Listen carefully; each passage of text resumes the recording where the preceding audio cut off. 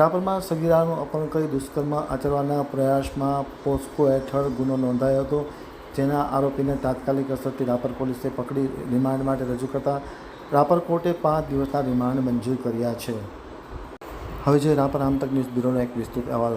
પૂર્વ કચ્છ જિલ્લાના રાપર પોલીસ સ્ટેશનના પોક્સો એક્ટ હેઠળ ગંભીર ગુનો દાખલ નોંધાયા બાદ પોલીસે ઝડપી કાર્યવાહી કરી આરોપીને પકડી પાડવામાં આવ્યો હતો. ગત 12 જૂન 2026ના રોજ રાપર પોલીસ સ્ટેશનમાં ભારતીય ન્યાય સંહિતા 2023ની વિવિધ કલમો તેમજ પોક્સો એક્ટ હેઠળ ગુનો દાખલ કરવામાં આવ્યો હતો. કેસની ગંભીરતાને ધ્યાને લઈ ઉચ્ચ પોલીસ અધિકારીઓના માર્ગદર્શન હેઠળ ખાસ ટીમ બનાવવામાં આવી હતી. આ ટીમે ગુનેપૂર્વક આરોપીને પકડી પાડ્યો હતો. તપાસ દરમિયાન અલગ અલગ સોર્સિસના આધારે પોલીસે આરોપી જાહીન અબ્દુલ ચૌહાણને ઝડપી અને કોર્ટમાં રજૂ કરવામાં આવ્યો હતો. આરોપીના 5 દિવસના રિમાન્ડ કોર્ટે મંજૂર કર્યા છે. પ્રાથમિક તપાસમાં આરોપીએ સગીરાનું અપહરણ કરી દુષ્કર્મ આચરવાનો પ્રયાસ કર્યો હોવાનું ખુલ્યું છે અને હાલ રિમાન્ડ હેઠળ પોલીસ કસ્ટડીમાં આરોપીની પૂછપરછ ચાલી રહી છે.